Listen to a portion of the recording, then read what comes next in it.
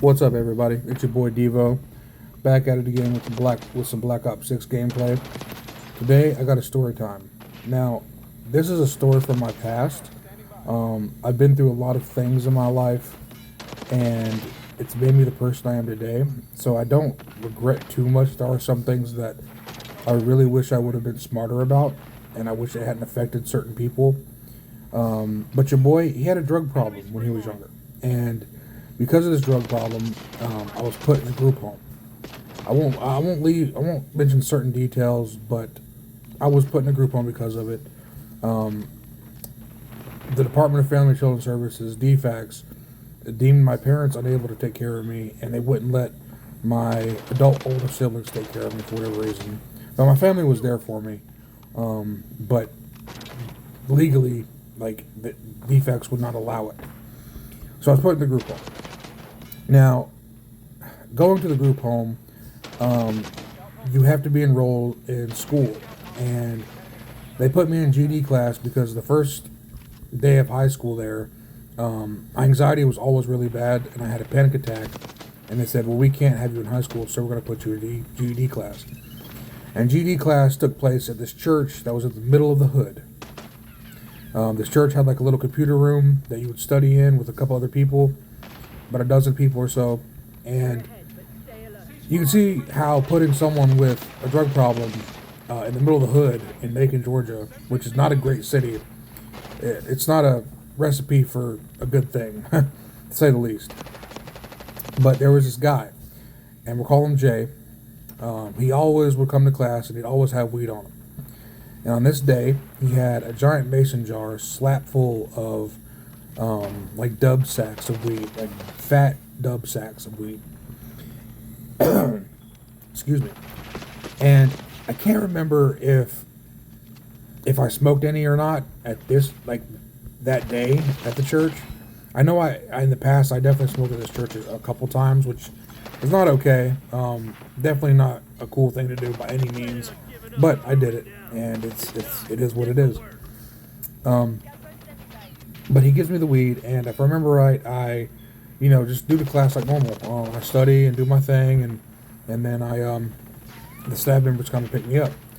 But I remember I'm in the bathroom, and I'm staring at these two sacks of weed, and I'm thinking to myself, the staff members are going to find this on me, because every time anybody would come back into what we called the cottages, they would get pat searched, and anything they had, binders, backpacks, hats, whatever, they would go through everything, searching for drugs, weapons, anything in between, like anything you're not supposed to have, and even not even necessarily like drugs or guns, but like certain electronic devices like cell phones. Cell phones, they were not cool with, like, at all. Like, it was a thing. Like, anything that had access to the internet, or because a lot of kids there aren't allowed to contact their family or certain people, because that could be the reason they're in the group home or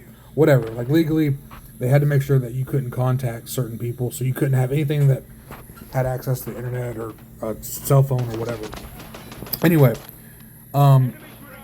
so in all my wisdom, I'm in the bathroom, and I just bought this weed, and I don't want to waste it. So my dumb ass decides to swallow it. And I don't know if anybody's ever swallowed straight bud weed before. It is awful. It's like swallowing a pine cone.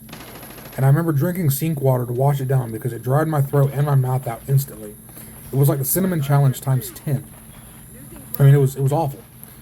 And then the staff comes and pick me up. And on this day, I was going to go shopping because I'd saved up money from working a job on campus since I was old enough to work at the time.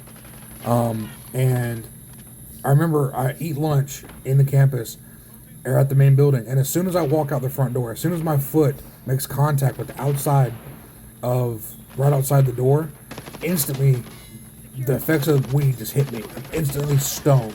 And this was like 4 or 5 hours later. And it was just an instantaneous, powerful effect. And I was stoned out of my mind. And I was super paranoid, freaked out, because weed always did that to me. But I still did it, in all my wisdom. still did something that made me feel terrible. It was just the addict in me trying to get high. But surprisingly, the staff member didn't notice. She thought actually we had a good time. She was chill. Everything was cool. But yeah, not smart to do, especially since I got drug tested and would like all the time failed drug tests. It was a whole thing. But one of the funny parts about this story is literally for like a whole like 2 weeks, my fart smelled like straight weed. Every time I would fart, it smelled like weed, and the staff would freak out and like start searching everywhere. Like, who's smoking weed? Who's smoking weed? It was it was hilarious. And I would do it on purpose just to make them freak out. But yeah, and I'm not making that up, like for real. It was a whole like my farts really smelled like straight gas burning. But anyway, let me know if you guys like this story. Let me know if you want to hear more of it.